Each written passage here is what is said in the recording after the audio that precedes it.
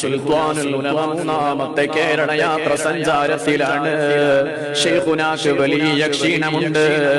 പക്ഷേ ഈ ഉമ്മത്തിന് വേണ്ടി എല്ലാം മാറ്റിവെക്കുന്നു. ഓ എന്റെ ശബ്ദം കേൾക്കുന്നവരെ,